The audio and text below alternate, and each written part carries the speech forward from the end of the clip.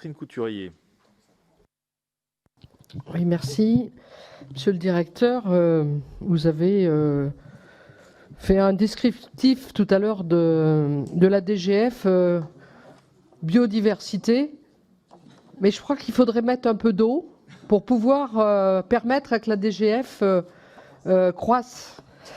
Parce que votre constat sur les communes vont bien, la situation n'est pas si dramatique, ce n'est pas du tout le discours que nous avons d'ailleurs pu entendre même de la part des représentants, que ce soit l'AMF par exemple, ou dernièrement j'étais présente au congrès des maires ruraux le week-end dernier en Dordogne, et de nombreux élus s'inquiétaient sur leur capacité à pouvoir boucler les budgets et à payer les factures.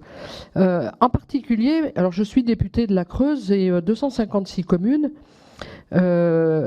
et on sait l'importance aujourd'hui dans des territoires ruraux de garantir l'existence, par exemple, d'une école, d'avoir des structures qui aujourd'hui créent du lien social, répondent aux difficultés de déplacement, bien souvent.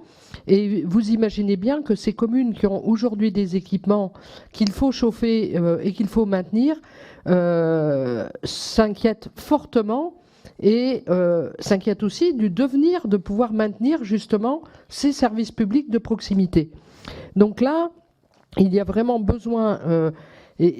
alors vous avez donné quelques éléments sur la situation, je pense, de chiffres liés, on va dire, au budget 2021, mais 2022, est-ce que vous avez des chiffres vraiment concrets sur justement cette situation des collectivités? Et j'aurais une autre question, là, qui touche plus particulièrement la question du transfert de la compétence aux intercommunalités, puisque vous savez très bien qu'en milieu rural, aujourd'hui, cette question fait beaucoup débat, et ça a été à l'ordre du jour, notamment du Congrès des maires ruraux, où de nombreux maires s'opposent justement à cette obligation à 2026. Et serait-il possible d'avoir un détail précis du nombre de collectivités aujourd'hui qui ne s'engagent pas dans cette obligation et qui souhaitent rester avec l'existence des syndicats intercommunaux en termes de gestion, parce que ça répondait complètement à une réalité des territoires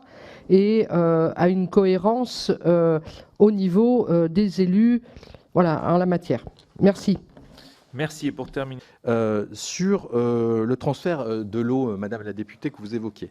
Bon, aujourd'hui, le législateur qui s'est prononcé quand même 3 fois en 3 ans sur ce sujet, ou 4 fois en 3 ans, en rappelant dans les 3 fois ou 4 fois que la date de 2026 serait la date à laquelle l'ensemble de la compétence serait versée vers les communautés de communes, puisque pour les communautés d'agglomération, c'est déjà fait. Je rappelle que ce n'est pas une lubie, par ailleurs, qui serait une lubie partagée par beaucoup de parlementaires successifs depuis 20 ans, une quinzaine d'années. Ça correspond à une réalité. Et si je peux me permettre, avec un peu de gravité, moi, ce que j'ai vu cet été m'a alerté sur l'importance d'aller vers le partage et l'articulation intercommunale. Un syndicat, pourquoi pas? Pourquoi pas un syndicat? Mais l'intercommunalisation de la gestion de l'eau. Nous avons eu, je n'ai pas les statistiques, mais on va s'y employer, des situations de communes qui se sont trouvées sans eau, avec des citernes qui ont dû être amenées, et très souvent, c'est des communes qui n'étaient pas intercommunalisées sur la compétence eau.